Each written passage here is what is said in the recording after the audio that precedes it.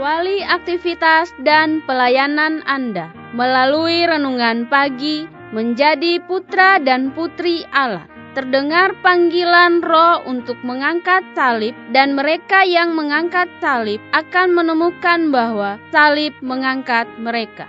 Dituliskan oleh Ellen G. White bersama Pendeta Denny Kanajo. Selamat mendengarkan. Shalom, salam sejahtera untuk para pendengar dimanapun Anda berada saat ini. Kita berjumpa kembali dalam mendengarkan firman Tuhan melalui audio renungan pagi pada tanggal 22 Juli 2021 dengan judul Terlalu Banyak Resiko Bersikap Ragu-Ragu Sekarang. Sebelum kita melanjutkan bacaan renungan kita pada pagi hari ini, saya mengajak semua para pendengar yang setia untuk berdoa bersama-sama. Bapa di sorga, terima kasih Tuhan Yesus. Kami kembali datang di hadapan hadirat Tuhan, menaikkan ucapan syukur limpah terima kasih karena kebaikan dan rahmat Tuhan besar bagi hidup kami. Kami akan mendengarkan kebenaran firman Tuhan. Sebelum kami melakukan aktivitas kami sepanjang hari ini, kami membutuhkan kuasa Roh Kudus dalam kehidupan kami. Terima kasih Tuhan Yesus, dengarlah doa kami Tuhan, dan mau mengampuni segala dosa kami, karena kami sudah berdoa hanya di dalam nama Tuhan dan Juru Selamat kami. Amin. Ayat inti kita terambil di dalam Yakobus pasal yang pertama ayat yang ke-6, demikian firman Tuhan. Hendaklah ia memintanya dalam iman, dan sama sekali jangan bimbang, sebab orang yang bimbang sama dengan gelombang laut yang diombang-ambingkan kian kemari oleh angin. Mari kita ikuti penjelasannya. Ada orang yang tidak teguh dalam tabiat. Mereka sama seperti bola yang terbuat dari dempul dan dapat diramas sampai berbentuk seperti yang dikehendaki. Kelemahan ini tidak berpendirian dan tidak tepat guna harus dikalahkan. Ada kegigihan dalam tabiat Kristen yang sejati yang tidak dapat diubahkan atau dikurangi oleh keadaan-keadaan yang merugikan. Manusia harus memiliki tulang punggung moral, kejujuran yang tidak dapat dipaksa atau ditakut-takuti. Kita mempunyai musuh yang sangat kuat. Kalau manusia menyerahkan diri mereka menjadi budak-budak setan, dia tidak akan menunjukkan perasaan permusuhannya terhadap mereka yang meninggikan nama Kristus dan yang menyerahkan diri bagi pelayanan untuk Allah. Setan sangat membenci mereka dengan kebencian yang mematikan, karena dia tahu dia akan dapat mendukakan Yesus kalau dia berhasil membawa orang-orang ke dalam kuasa penipuannya, menyakiti mereka, melemahkan iman mereka. Setan akan mengizinkan orang-orang untuk mendapat kebebasan dari ikatan mereka sebagai budak-budak karena kerelaan mereka untuk menjadi tawanan. Tetapi rasa permusuhannya akan bangkit kalau pesan pengasihan pencapaian tawanan-tawanannya, dan kemudian mereka berusaha untuk melepaskan diri dari kekuasaannya agar mereka dapat mengikuti gembala yang baik. Pertempuran di antara jiwa-jiwa dan setan dimulai pada saat tawanan berusaha menarik rantai dan ingin melepaskan diri.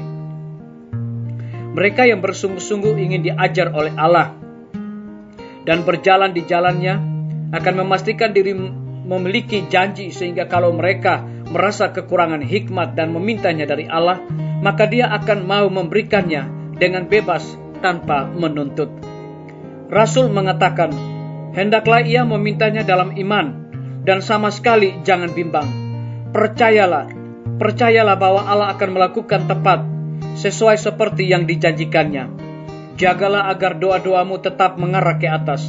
Berjagalah, bekerjalah, dan menunggu.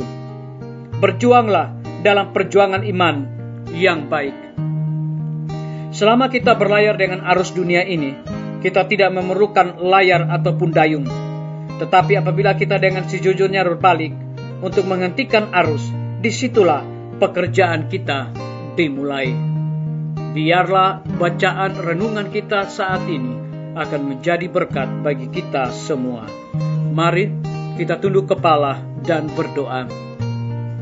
Bapa di sorga, terima kasih atas kebenaran firman Tuhan melalui renungan pagi pada saat ini, menghimbau dan mengajak kami selama kita berlayar dengan arus dunia ini, kita tidak memerlukan layar ataupun dayung. Tetapi apabila kita dengan sejujurnya berbalik untuk menghentikan arus, disitulah pekerjaan kita dimulai. Kita mempunyai musuh yang sangat kuat. Kalau manusia menyerahkan diri mereka menjadi budak-budak setan, dia tidak akan menunjukkan perasaan permusuhannya terhadap mereka yang meninggikan nama Kristus. Terpujilah nama-Mu ya Tuhan.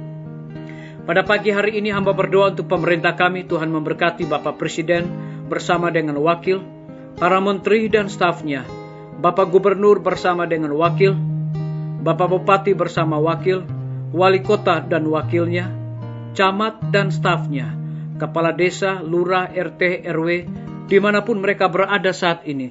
Mereka sangat membutuhkan pertolongan kuasa Tuhan yang ajaib di dalam kehidupan mereka, terlebih dalam menjalankan roda pemerintahan di tengah-tengah pandemi saat ini. Curahkanlah hikmat pengetahuan sorga kepada mereka, agar dapat menjalankan roda pemerintahan boleh sesuai dengan amanat dan titah Tuhan. Hamba juga berdoa untuk para tim medis. Tuhan berkati dokter, perawat, bidan, dan semua para pekerja kesehatan yang ada di setiap rumah sakit, bahkan puskesmas yang ada di Indonesia. Mereka sangat membutuhkan pertolongan kuasa Tuhan melalui hikmat pengetahuan sorga, terlebih sukacita dalam menjalankan tugas pelayanan mereka di tengah-tengah pandemi saat ini. Kami juga berdoa untuk guru-guru dan kepala sekolah dan semua siswa yang akan memasuki masa liburan. Kiranya Tuhan lindungi pelihara mereka, agar biarlah mereka dapat mengikuti proses belajar mengajar dan menjalankan tugas mereka dengan sebaik-baiknya. Kami menyerahkan pimpinan-pimpinan organisasi gereja Tuhan, dari tingkat yang tertinggi sampai para gembala jemaat dimanapun mereka berada saat ini. Mereka sangat membutuhkan kuasa Roh Kudus di dalam pelayanan mereka. Kami juga berdoa kiranya Tuhan memberkati TNI, Polri, PNS, wira swasta, petani, pedagang, nelayan, ojek online, dan saudara-saudara kami yang ada di dalam penjara. Mereka sangat membutuhkan pertolongan kuasa Tuhan, berikan kekuatan, kesehatan, dan juga mereka dapat menjalankan tugas mereka dengan sebaik-baiknya. Kami berdoa untuk para pendengar yang setia dimanapun mereka berada saat ini yang berulang tahun. Dengan bertambahnya usia yang Tuhan percayakan dalam hidup mereka, mereka selalu bersyukur dan melayani Tuhan senantiasa. Yang sakit di rumah dan di rumah sakit, Tuhan jamah tubuh mereka agar mereka memperoleh kesembuhan. Yang di dalam kebimbangan, Tuhan berikan kepastian hidup. Yang membutuhkan biaya untuk anak-anak mereka juga kiranya Tuhan memberkati usaha dan pekerjaan mereka.